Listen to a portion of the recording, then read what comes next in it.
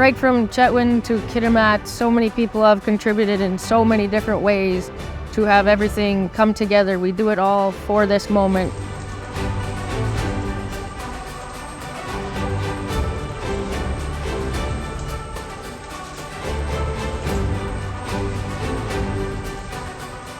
I live in Vernon, BC welder, working in BC, so as good as it gets for me. Coastal GasLink is epic to say the least, and I think it's amazing for our country and the doors it's going to open, create a lot of pathways for us, and there's lots of amazing opportunities in my life for me that I wouldn't have had if it wasn't for this project. For 75 years, industry has been in my territory, and this is by far the biggest benefit to my nation. We wanted a share and we wanted a say, and this project gave us a share and a say. Reconciliation at its finest. Honestly, you meet a lot of really good people who can teach you a lot of things that you never thought you'd learn.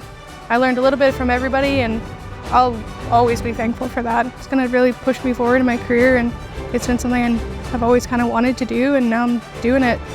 It's been a big challenge, and we succeeded by collaborating, out-of-the-box thinking, persistence, determination.